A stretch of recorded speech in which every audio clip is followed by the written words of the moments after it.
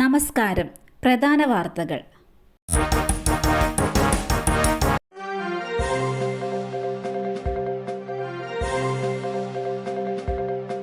മകരവിളക്കുത്സവത്തിനായി ശബരിമല നട തുറന്നു. വൈകിട്ട് 4-ന് ക്ഷേത്രതന്ത്രി കണ്ഠരര് രാജീവരുടെ മുഖ്യ കാർമ്മികത്വത്തിൽ മേൽശാന്തി എസ് അരുൺകുമാർ നമ്പൂതിരി ദീപം തെളിയിച്ച് നട തുറന്നു. അയ്യപ്പ വിഗ്രഹത്തിൽ ചാർത്തിയ വിഭൂതിയും താക്കോലും മേൽശാന്തിയിൽ നിന്നും ഏറ്റുവാങ്ങിയ ശേഷം മാളികപ്പുറം മേൽശാന്തി ടി വാസുദേവൻ നമ്പൂതിരി മാളികപ്പുറം ശ്രീകോവിൽ തുറന്നു. മേൽശാന്തി അരുൺകുമാർ നമ്പൂതിരി ആഴിയിൽ അഗ്നി പകർന്നതിനു ശേഷം ഭക്തർ 18-ാം പടി ചവിട്ടി ദർശനം നടത്തി. മണ്ഡലകാലം ഡിസംബർ 26-ന് സമാപിച്ചതോടെ നട അടച്ചിരുന്നു. ജനുവരി 14-നാണ് മകരവിളക്ക് ദർശനം. തീർത്ഥാടകർക്ക് 19 വരെ ദർശനം നടത്താം. ഇനി ജനുവരി 20-നാണ് നട അടയ്ക്കുന്നത്. ശബരിമല ഡ്യൂട്ടിക്കിടെ മദ്യപിച്ചെത്തി SIക്ക് സസ്പെൻഷൻ. ഡ്യൂട്ടിക്ക് മദ്യപിച്ചെത്തിയതിനെ തുടർന്ന് അന്വേഷണം നേരിട്ട പോലീസ് ഉദ്യോഗസ്ഥന് suspension. Malappuram MSB ബറ്റാലിയനിലെ SI B പത്മകുമാറാണ് നടപടി നേരിട്ടത്. കഴിഞ്ഞ 13-ന് രാത്രിയാണ് കേസിനാസ്പദമായ സംഭവം. നിലയ്ക്കൽ സബ് ഡിവിഷന്റെ ചുമതല ഉണ്ടായിരുന്ന സമയത്താണ് പത്മകുമാർ മദ്യപിച്ചതായി ആരോപണം ഉയർന്നത്. പൊതുജനങ്ങൾക്കും ഭക്തർക്കും അലോസരമുണ്ടാകും വിധം പെരുമാറിയെന്ന ആരോപണത്തെ തുടർന്ന് വൈദ്യപരിശോധനയ്ക്ക് വിധേയനാക്കി. പരിശോധനയിൽ മദ്യപിച്ചതായി തെളിഞ്ഞിരുന്നു. Tourist bus അപകടത്തിൽപ്പെട്ടു. ഒരു വിദ്യാർത്ഥിക്ക് ദാരുണാന്ത്യം. വിദ്യാർത്ഥികളുമായി സഞ്ചരിച്ച ടൂറിസ്റ്റ് ബസ് അപകടത്തിൽപ്പെട്ട വിദ്യാർത്ഥിനിക്ക് ദാരുണാന്ത്യം. മലപ്പുറം മൊറയൂർ അറഫ നഗർ സ്വദേശി മുജീബ് റഹ്മാൻ ബാക്കവിയുടെ മകൾ ഫാത്തിമ ഹിബയാണ് മരിച്ചത്. 17 വയസ്സായിരുന്നു. ഒരാൾക്ക് ഗുരുതരമായി പരിക്കേറ്റു. മറ്റു കുട്ടികൾ സുരക്ഷിതരാണ്. വിനോദയാത്ര കഴിഞ്ഞ് മടങ്ങി വരുമ്പോൾ ബസ് ഇലക്ട്രിക് പോസ്റ്റിലിടിച്ചാണ് അപകടമുണ്ടായത്. വെളിയങ്കോട് ഫ്ലൈ ഓവറിലാണ് അപകടമുണ്ടായത്. പുലർച്ചെ 4 മണിയോടെയായിരുന്നു അപകടം. ഒഴുകൂർ പള്ളിമുക്ക് ഹദായത്തുൽ ഇസ്ലാം മദ്രസ വിദ്യാർത്ഥികളായിരുന്നു ബസ്സിലുണ്ടായിരുന്നത്. കോഴിക്കോട് കൂടരഞ്ഞിയിൽ ടൂറിസ്റ്റ് ബസ് മറിഞ്ഞു. 6 വയസ്സുകാരിക്ക് ദാരുണാന്ത്യം.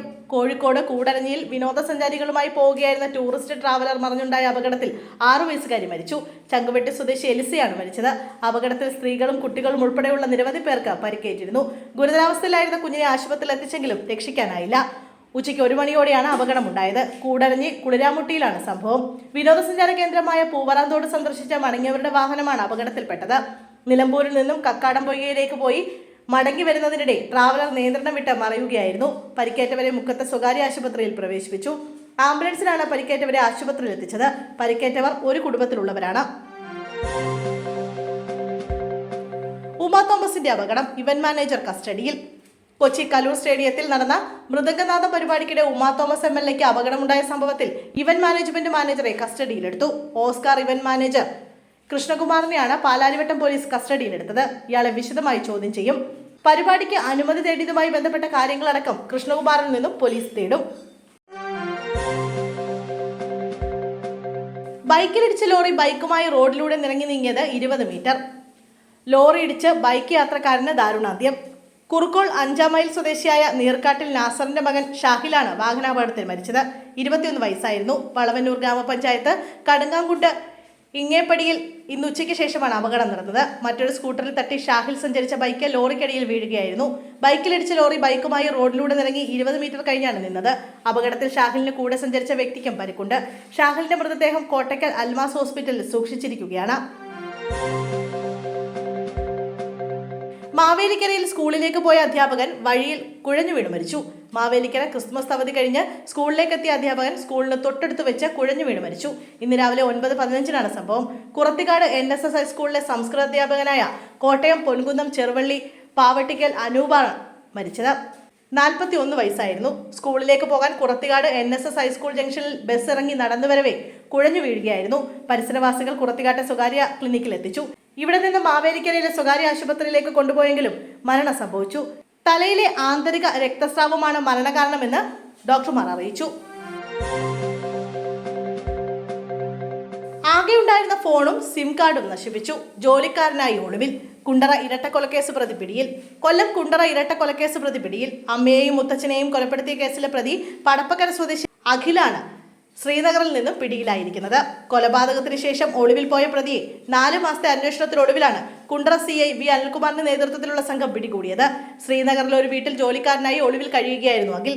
പ്രതിയെക്കുറിച്ചുള്ള നിർണായക വിവരം നൽകിയത് ശ്രീനഗറിൽ തന്നെയുള്ള മലയാളിയായിരുന്നു. ക്രിമിനൽ പശ്ചാത്തലമുള്ള ഒരാളാണ് തങ്ങളുടെ വീട്ടിൽ ജോലിക്ക് നിൽക്കുന്നതെന്ന കാര്യം വീട്ടുകാർക്ക് അറിയില്ലായിരുന്നു. നിമിഷപ്രിയയ്ക്ക് മോചനമില്ല. വധശിക്ഷയ്ക്ക് അനുമതി നൽകി യമൻ പ്രസിഡന്റ്. യമൻ പൗരൻ കൊല്ലപ്പെട്ട കേസിൽ ജയിലിൽ കഴിയുന്ന മലയാളി നഴ്സ് നിമിഷപ്രിയയുടെ വധശിക്ഷ നടപ്പാക്കാൻ യമൻ പ്രസിഡന്റ് അനുമതി നൽകി.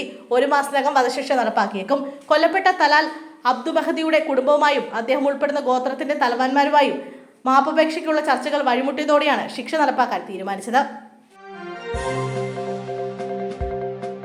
1200 പേരിൽ നിന്ന് 3 കോടി. ഗിന്നസ് റെക്കോർഡിന്റെ പേരിൽ നടന്നത് വൻ പണപ്പിരിവ്. ഉമാ തോമസിന് പരിക്കുപറ്റിയ നൃത്തപരിപാടിയുടെ സംഘാടനത്തിലെ പിഴവിന് പുറമെ ഗിന്നസ് റെക്കോർഡിന്റെ പേരിൽ നടന്ന പണപ്പിരിവ് കൂടിയാണ് പുറത്തുവരുന്നത്. 12,000 നർത്തകരിൽ നിന്നായി 3 കോടിയോളം രൂപയാണ് സംഘാടകരായ മൃദംഗവിഷൻ പിടിച്ചെടുത്തത്.